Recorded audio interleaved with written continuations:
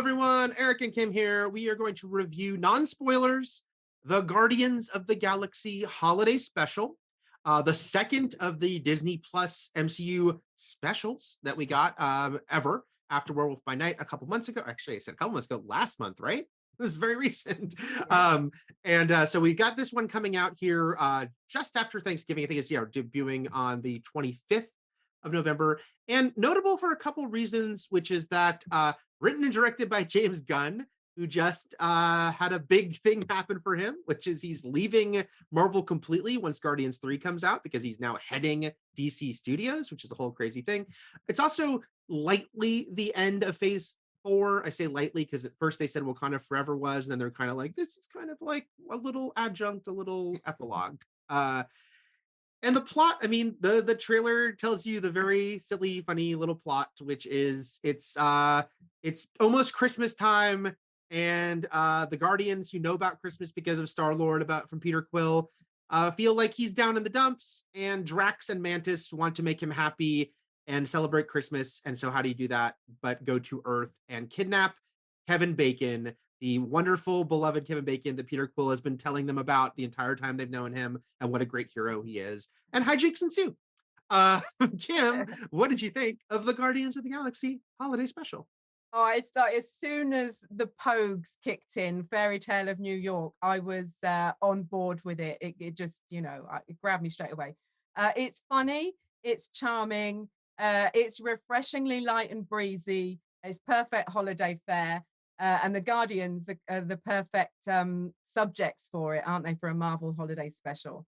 And the focus is largely on Mantis and Drax. And I loved that as Mantis, I've been critical of in the past for not being funny enough, I suppose, or allowed to be funny enough, kind of a foil for Drax's comedy. And here she really comes into her own, and Pom Clementieff really gets to kind of scratch that comedy itch. So loved that.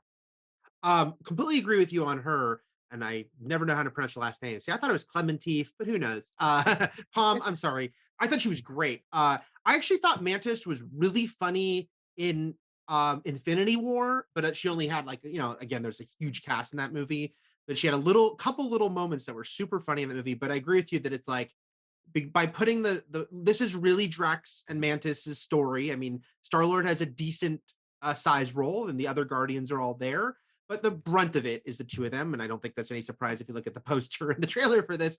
And I think it's a great way to go because, yeah, you get to sort of focus on these two characters more. Mantis, who joined in the second movie, you get to know more, and she's really great and funny. We actually got to see sort of her powers and abilities more than we ever have before. Be like, oh, Mantis is formidable. Besides, like, sort of the attitude we know of her and the kind of the funny way she behaves.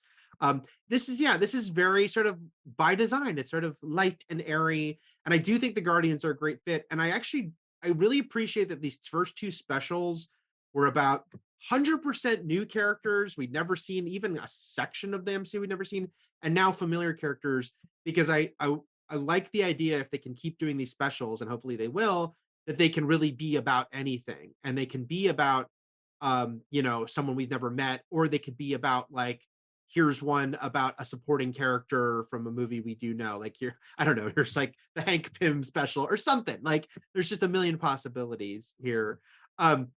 Let's talk about, though, Kim, what did you think about the inclusion of, James Gunn says, one of his favorite characters he's ever put into the MCU, Kevin Bacon himself? Oh, yes. I mean, Kevin Bacon's always great, and I loved him here as Kevin Bacon. I love that plot point. Apparently James Gunn wrote this whole special in a few hours. Right. And it doesn't need any longer. And if he'd spent any longer doing it, I would have been annoyed, I think, because it should be kind of it should just flow and on the words on the page, And he once he had this idea, it writes itself. And Kevin Bacon just does a lot of the heavy lifting. So. He goes for it. He completely goes for it. And I appreciate that, and has a lot of fun. And his reactions to the Guardians and how that changes is very funny. there was one moment mentioning one of his films from his career that I have some issues with, some slight canon questions I had about that movie. But yeah, overall, I thought he was obviously a huge sport, very game. You know, he'd worked with James Gunn before on Special, I believe, or Super. No, it was Super that they worked on together. Um, and yeah, he was super fun in this. What'd you think of it? You know, has a holiday special though, because of course that framing, the fact that it's called Guardians of the Galaxy Holiday Special, besides the fact that of course it evokes Star Wars Holiday Special, but holiday specials in general are a thing, and meant to evoke a certain sentiment. So did you think it worked on that level? Yeah, I mean, it was all about Christmas. It was all about bringing, as we said, Peter Quill a Christmas gift.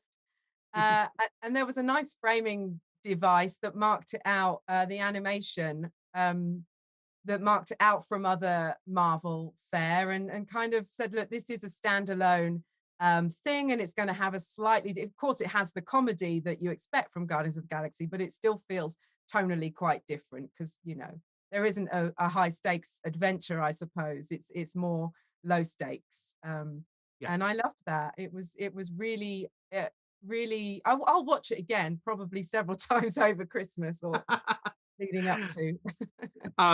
And yeah, it's certainly got some heart and sentiment on its sleeve, but I think that works for two reasons.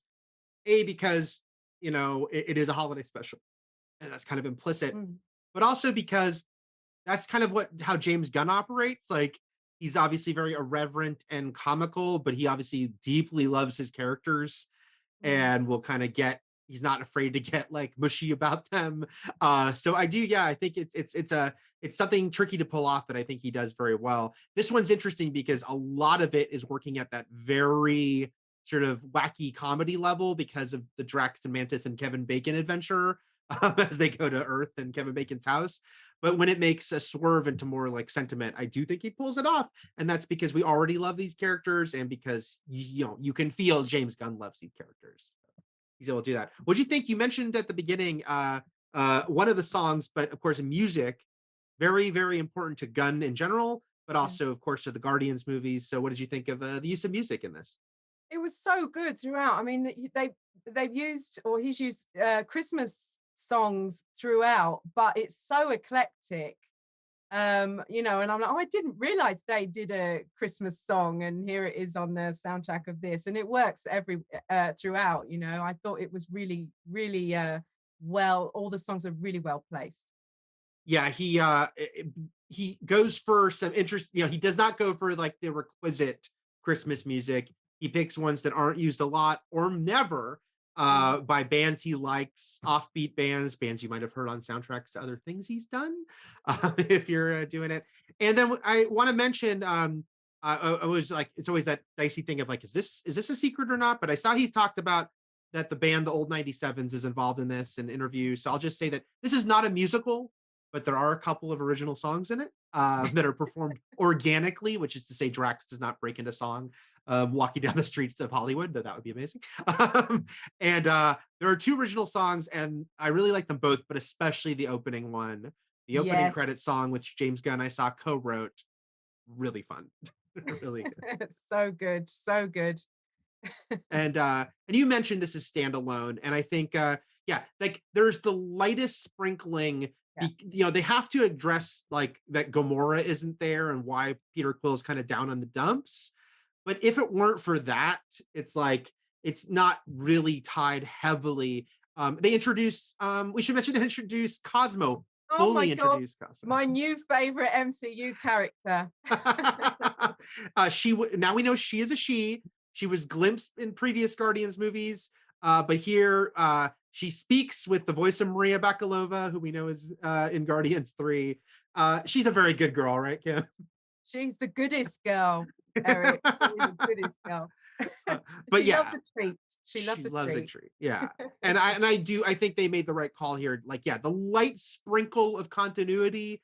Yeah. Like, they have a new base, they have Cosmo with them, that'll lead into Guardians 3. Gamora is still like an issue, her loss. But otherwise you could really watch this, and not Yeah. need to be tied into like what's exactly going on right now in the MCU. And I think that's smart, especially as we go forward if you want to revisit this. So yeah, this just yeah, it's light, it's fun, it's airy. I will say I liked Werewolf by Night more.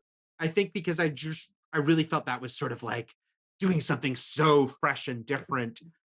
This is, you know, realm we already are familiar with. I still quite enjoyed it. What do you think comparing the only two specials we have so far? Yeah, I think I agree with you that Werewolf by Night was bolder and more different and yeah, probably more well, more layered. This was just really all about the comedy, really, wasn't it? The just a light kind of jokey, Mhm. kind of fun thing for Christmas. Yes, but it's really good at that. So Exactly, exactly. yeah, It achieves what it's trying to do. Yeah, I yeah. liked that Werewolf by Night was kind of going even bigger, but this completely accomplishes the goals it has set for itself. So, Kim, what would you give this out of 5 stars? I would give it 4 out Mhm. of 5, because of Cosmo, just because of Cosmo. This is it. I was waffling between 3.5 and 4, because like yeah, it's kind of like a lark, but then I ultimately I'm gonna go with 4 because like we said, it's kind of it's not like it failed to accomplish what it was trying to accomplish. It's light, it's airy, and then it's sentimental in a way that made me go so I have to give it credit for that. So we're both on the same wavelength on this. Yeah. Guardians Galaxy Holiday Special. You can check it out on Disney Plus starting on Friday, November 25th. All right, guys, that's it for us for now. But please stick around here at Fandom for plenty more. Happy holidays.